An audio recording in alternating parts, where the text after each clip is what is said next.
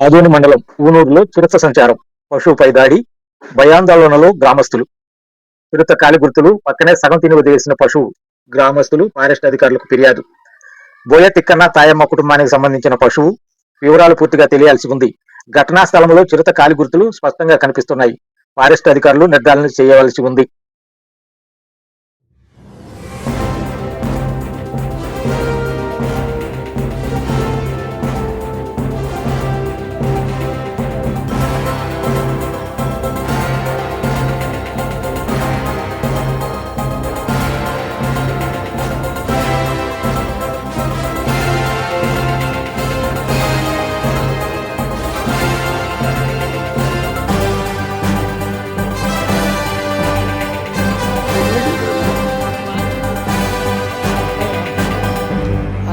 Turperi dali turperi ngitre bendras.